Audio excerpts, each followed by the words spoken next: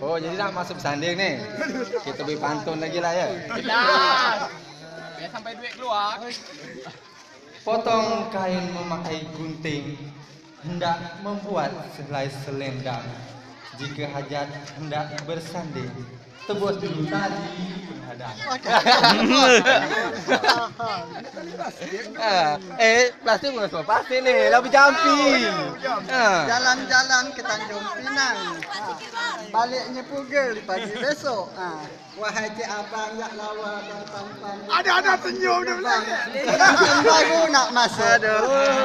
Ayolah pakai ini pula, pakai sosok memuji pula. Tepat.